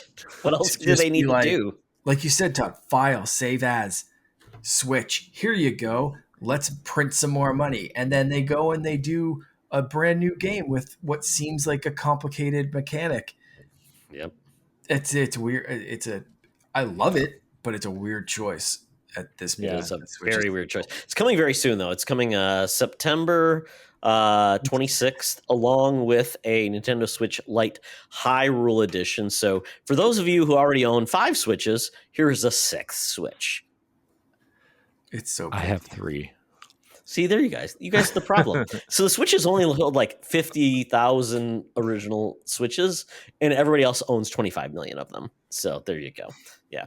So that is coming. It's very pretty. It's gold. Reminds me of all the cool 3DSs we got when they were really going hardcore into those versions. Just Dance 2025 edition. Very cool. It's there. Lego Horizon Adventures. Fun fact. PlayStation is not showing this game off on their own events. It's only been at the Summer Games Fest and also Nintendo. Kudos to them. I'm glad this is coming. This actually looks a lot more fun than the real games. Yeah. I know it's a bad take on my own, but I still feel those games. I don't enjoy playing them. I like the story, just don't like playing them. I don't think you're in the minority of that. I think a lot of people don't like Horizon, and I think I'm actually in the minority of thinking it's my favorite PlayStation franchise. A lot of people love it too, though. It's like I just don't love the act of playing it. I actually always played it on story mode just so I get the story. Don't like the gameplay. Stray, if you like a more realistic cat, it's coming. It's already been on PlayStation. Good for you guys. Another cozy game, Tales of the Shire, a Lord of the Rings game. Looks Enjoy. cute AF. Yeah. Ace Attorney Investigations Collection. Yeah. It's like a remake of the DS games, maybe? This is a sequel to the Phoenix Wright and then the Apollo Justice games that never came out here. Okay, cool. Because I know there's a mode that's like the 2D sprites, but it can turn into like a beautiful hand-drawn version, which is pretty cool. 100 Line, the 100 Line Last Defense Academy. Don't know. Romantic Saga 2, Revenge of the Seven. There you go. Metroid Prime 4 Beyond. It's happening. This truly is coming to the Switch because Digital Foundry did a review of this video and said it's running at like 900p on the Switch hardware. Most people think this is actually in line with the Metroid Prime remaster engine that they did, Retro did. So it makes sense. So there you go. It's our first look. We get a new ship, it looks like. Other than that, some new enemies. And then they show at the end a very cool environment that's more lush and green with lots of wildlife. Mm-hmm. Looks Yo. cool. 7 years in the making, gentlemen. 7 years in the making. It's coming 2025. One question for you, though. Is this day and date Switch and Switch 2 new system? 100%. Yep, that is the launch title. That's the Breath of the Wild, the Twilight Princess, 100%. Like, zero question in my mind. Breath of the Wild, yeah. Okay, Corey? The answer is complicated. Yes. Did I ask for Asterisk. a complicated answer? Asterisk. It's still a Switch game, but the next console is backwards compatible, and it will have patches that will, like, almost like Xbox Smart Delivery. Yeah. Oh, NVIDIA Magic. Okay. NVIDIA DLSS Magic. Yeah. I mean, I bet there will be a Switch 2 version of the game, but if you don't get a Switch 2 right away, you can still play it on Switch, and then it'll upgrade later, like the PlayStation. Oh, you 4 think to there'll be 5. a separate version just to trick people? Yeah, because it's Nintendo, and they will tell you to buy the game. Yeah. Exactly. Like anybody who's first buying it, yeah. They don't want to confuse those people like, well, it says Switch on the box. I can't buy that. How many times have you bought in Super Mario Brothers, Todd? Well, it was like that on Xbox. Remember when Xbox One and Series launched? It's like the box had like 85 like logos. It's like, you can play it in your Xbox One, you can play it in your Xbox X, and it's better on. And Yeah. Yeah. But yeah, I'm pretty excited for this. I think it's interesting. Although none of you played Metroid Prime Federation Force, you're gonna need to know the story of that. Yeah. Apparently. Does that follow after 3? It's like, is it 3 Federation Force 4? Mm-hmm. This story actually follows Hunters 3 and Federation Force. Yep. God, Nintendo, they deny us all of that rich history. They're like, there's a system that you can't buy. That's how you play it. Yeah, we'll get our Federation Force sad. remake. That's the next thing to come out. Oh my God. I hope it comes with like Metroid Prime, Metroid Pinball. It comes with Hunters. It comes with any other Metroid spinoff. It's there. Yeah. Yep. Why not? And they're still not giving you 2 or 3. So that that just tells you. I expected that. Yeah, that'll be in the fall direct. Yeah. I guarantee you. You think so? They're going to be like, well, I guess these games kind of matter too. I wonder if they're debating on which games to put in that, because I think it's going to be a collection. I think you're going to buy a collection for $60 or individually for $40 on the eShop. Yeah. And I think at least Hunters may get an HD update because this game is so intrinsically tied to Hunters. Yeah. This is the company that can give you Mario Galaxy 2, guys. Don't get too excited. Yeah. Mario 2's overrated. Shots fired. Corey, I don't like the gal. I don't It's like great to have you on. We'll see you next week. Mark, what's next? Yeah, another 2 years. Jesus. Yeah. What's next? I don't know. Picking my job off the floor. Exactly. I think in this game, I think what we're going to see is we're going to see another trailer later on to say this is what makes this game look different than the previous games. I don't know if it's just enough to do another game where it's just scanning and shooting and things like that. There's got to be some type of mechanic, right, to be the fourth in a modern system. I think it just can't be. It's more of what you already got in Prime Remaster. But maybe I'm wrong. Maybe it's enough. I think it's going to be a little bit more action heavy, actually, because a lot of the Halo 4 devs are working on this. Okay. They left 343. They left 343 and went back to retro. Well, yeah, because they left retro. A lot of them left retro to go to 343 to work on Halo 4. Halo 4, yeah. And then when Halo 5 became a hot mess, they left to go back to retro. That's so funny. Halo 4 was great and looked beautiful. Yeah, I love Halo 4. It's my favorite Halo. It's a great Halo. Yeah. Mark's, I don't know if Mark's giving us the side eye right now. I don't know. No, not at all. I love Halo. I don't like my gaming. Yeah, that was great. It's great. It's beautiful. Awesome storyline. Yeah, love it. Okay, well, that is it for the Nintendo Direct. So let's get into our predictions. And Corey, since you're here, you can actually just keep us on the right path to see if we get any points. So Right. Cheesy C64 said remake Twilight Princess, and this is what you expect to see. The Wind Waker, that basic collection, and Smash 64, no points. On the NSO. Mark, you said NSO. I mean, that's so vague. Did you actually say anything? No, okay. So what I said was reasons for us to keep NSO, something big. I didn't expect a ton of like big announcements. I really didn't expect some of the stuff that we saw. Like I said, I thought Cheesy was right with his Twilight Princess Wind Waker, and I thought that was great, but I thought that we would see more on NSO. Again, coming up the end of the summer is going to be people are going to be renewing. What's going to keep us? Are there going to be the old Pokemon games? I think is what I actually listed.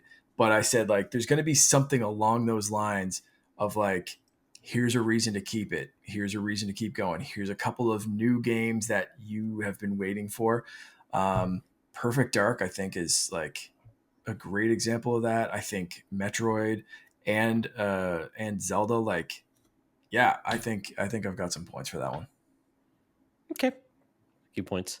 Myself, Fire Emblem Remake, that's still MIA. I thought it was supposed to happen. And I said Link Between Worlds. So I am not taking any points because this was not Link Between Worlds, but I thought they were going to do a Link Between Worlds in the style. So I get I want to give you 0.01 of a point for saying that style of game and thinking there was going to be something new in that game, in that style.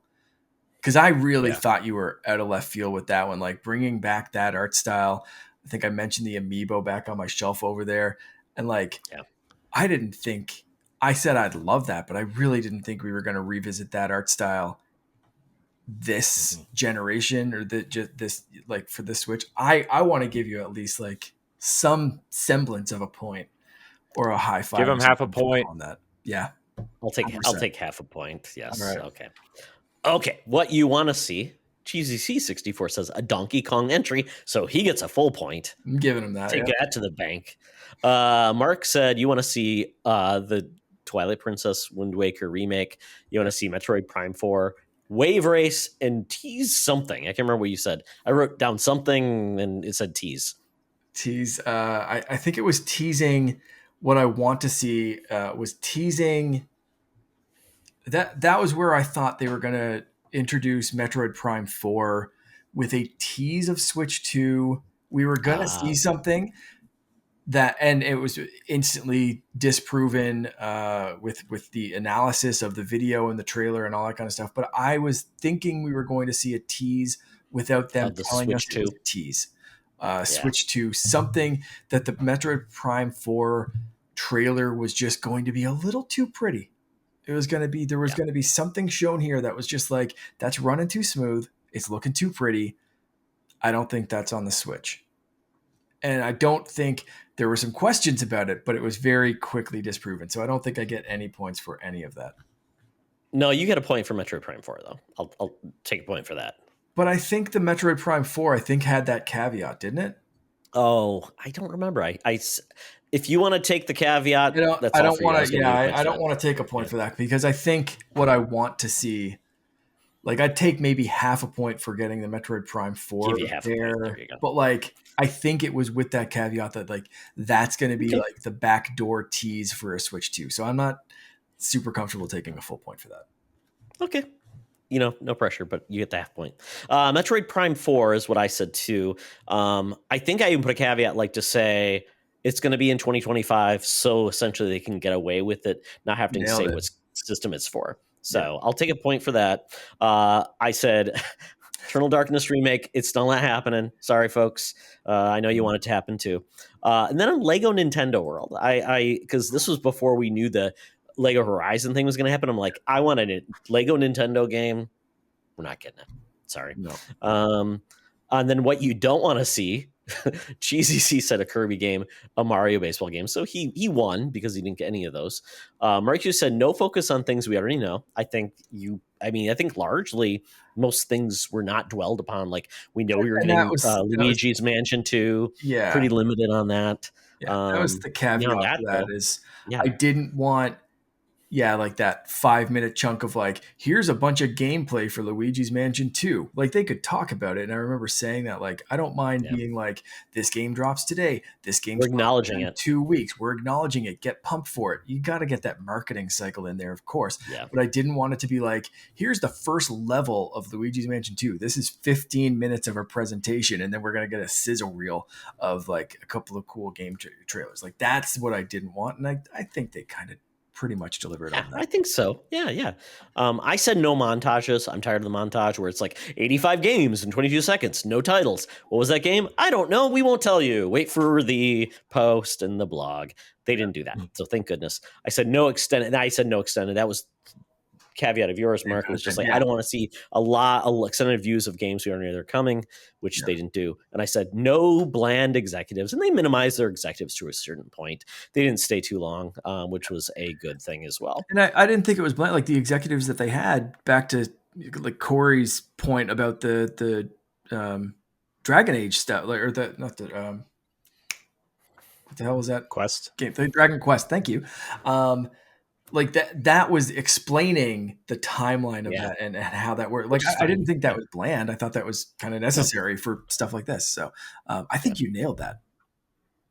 All right. I think it was so we went through we didn't do too bad at Nintendo. I think it was the one we did the best on, probably, I think, of all the conferences. So, you know what? We'll take the wins, and I think that worked out pretty well for us. So, Corey, this is where you get to participate. So we're going to give it our score. Review is going to be Buy Rent Return, your biggest letdown, and your game of the show. So, Corey, Buy Rent Return. Man, this direct was amazing. It was the best direct they've had in probably years, in my opinion. I am buying. I'm buying this direct. Hell yeah.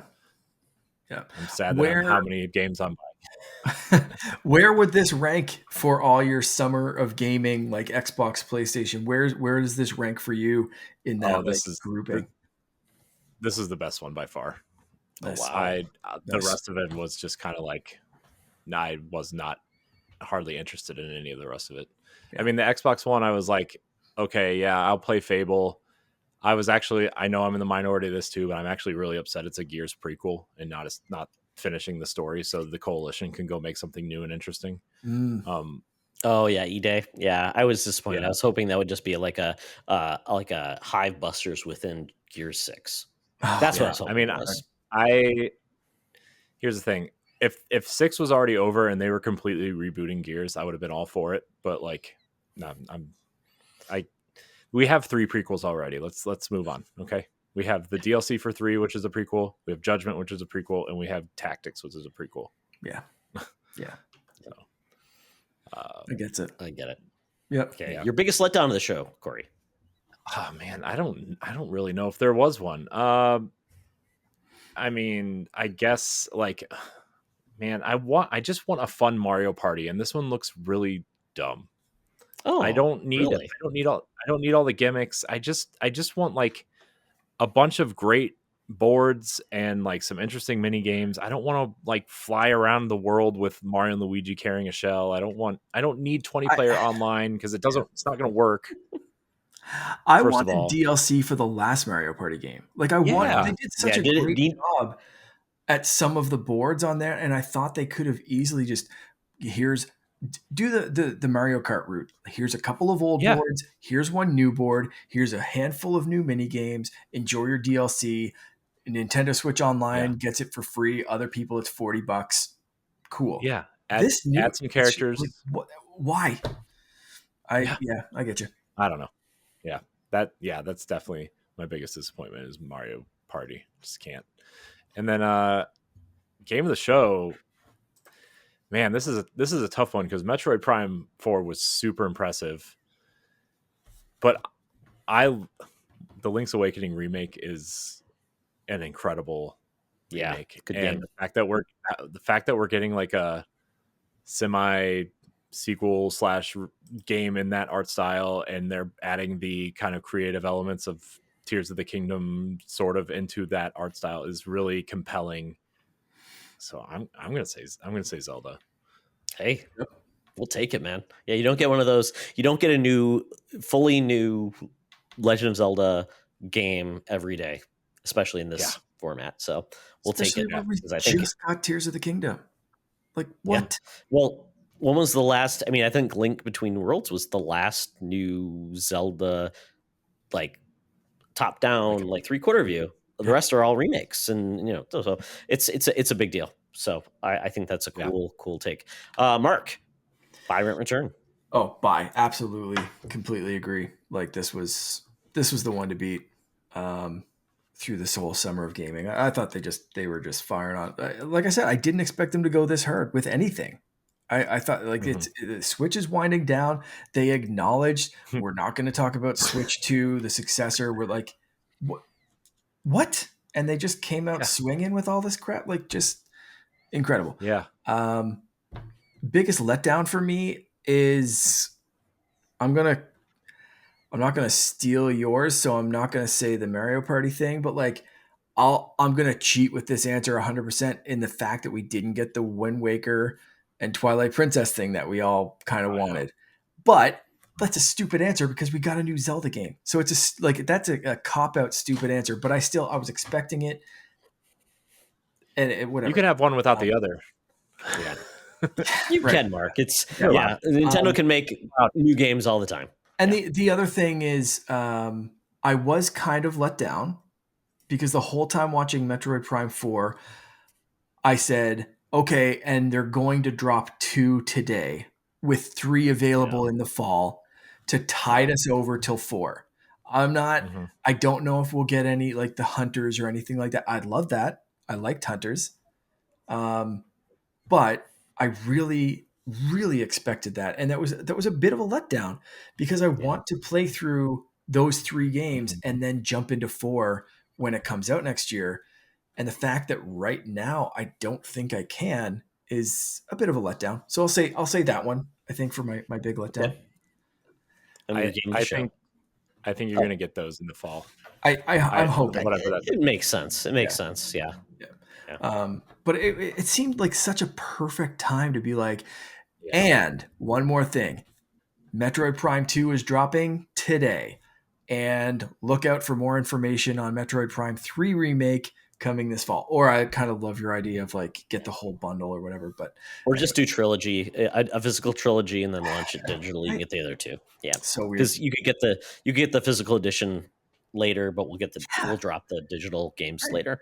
Yeah, right. Yeah, look out for the Metroid Prime trilogy dropping this fall in a special edition case, or get them digitally right now. Whatever. And then game of the show, I'm gonna have to agree. An unexpected Zelda game. Metroid Prime 4, we've been waiting, but we kind of knew. It's been kind of like they have to show off Metroid Prime. Who the hell expected a new Zelda game, let alone in that art style, let alone with Zelda as the lead? Man, like I was done at that. They could have cut the direct off at that point, and I would have been like, that was a sick show. The fact that they showed Metroid Prime 4 was just like, here's a cherry on top of this already delicious, amazing sundae. So that Zelda was just like, shit. Yeah, that's the stuff right there. All right, I'll finish up. It's a rent for me. I think you really have to be a big Nintendo fan to feel like this is the best thing in the world. For me, it was like most of these games just don't appeal to me. So I think it's just that nature. There's a lot of games that like the Hello Kitty game. Why was this in the direct? All those, a lot of Asian anime games, a lot of cozy games. It's like they don't speak to a lot of people. They speak to a lot of niches. To me, they just didn't. If I think of like the big games, they dropped a lot of good first party. The rest of the games around it, I felt were just subpar. Like I said, Looney Tunes. So I think if we get past like this with the Nintendo Chorus, the games around it were pretty much generic and didn't really do much. So I'm taking like the realistic view. I know you guys are in the high, like, these ones, but I'm like, so think of how many games we just went through and didn't even mention. I will give a caveat though. Watching this with my wife and Finn, if I wasn't pumped on a game, like the Hobbit game, my wife was like, hell yeah, sign me up. Let's go. She started playing Animal Crossing again to get in the mood for this game. Finn was like pumped Damn when he cozy saw gamers, you guys are gonna kill us all. Finn was pumped for Looney Tunes. He was dancing along with the Just Dance trailer. Like I said, it's a different mindset for Nintendo fans. Yeah. So there was all of that. It definitely is. If I wasn't up on something, one of them was. So this whole thing combined was like my family's direct. Yeah. So even if there was like 3, 4, 5 games that I was like, I need these right now. Yeah. They were bouncing on the other one. It's the best it's the best direct for families. Yeah. I'll put it that way. Yeah. Because quite honestly, I'm a huge PlayStation fan. That game, I only liked it for one game. But the Xbox game for me, Xbox console, those were huge games constantly. There was not much filler in that. This direct had so much filler for me. I'm like, skip. So that's why I'm like when people say this is the best direct, I think depending on who you are, but I mean, if you talk about high quality big games, I think the Xbox is hard to ignore.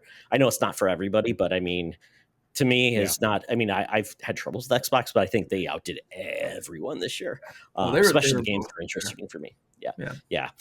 And quite honestly, for me, biggest letdown, like I said, there's like 4 maybe games out of the 20 that I actually cared about. So I would say a lot of it is just most games were not for me. So that's my biggest letdown.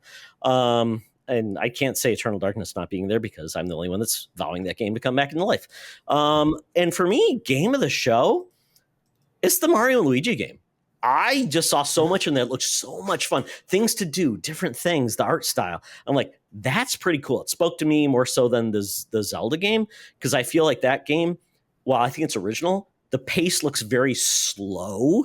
And there's like no offensive skills of her. She's using things. So for me, it feels like that's a game that will not work at all for me. It's like, yes, it's a discovery and moving game, but you're going to have to use like a creature to attack. And to me, that will feel, and I will feel like sometimes I'm like, I don't have what I need. So now I got to trek way over there because it's not going to work. Because I don't think a bed is going to defeat an enemy unless you put a better, I don't know. So I like the idea of it, but I definitely is not for me. But it looks cute, and I'll try it out. I always do. So that's my review. So I am the voice of, I guess, different reason. Sadness. The voice of sadness. The voice of sadness. I have my 18-year-old son said, yeah, there wasn't much for you there, Dad. He was like, yeah, it's not for me. It's for families and stuff like that. I'm 18. I like playing weird games like what's the game he's playing? Oh, like he likes Helldivers. Then he plays Balloon Tower 6 or whatever, Balloon Defense 6 or whatever. So he's a weird kid too. I think the reason why this hit so hard for me is because like I love the Mario and Luigi RPGs. Donkey Kong Country Returns is the best Donkey Kong game in my opinion, and I'm happy that it's available in HD. You know, Fantasian, I've been waiting for it. It's been rumored to be ported for 3 years, and I'm just waiting for it. You know, Zelda, Metroid, those are obvious ones for me. So sure. I get it. I mean, but I will say it's fantastic to see a system as old as the Switch go out on high point. Kind of reminds me of like PlayStation.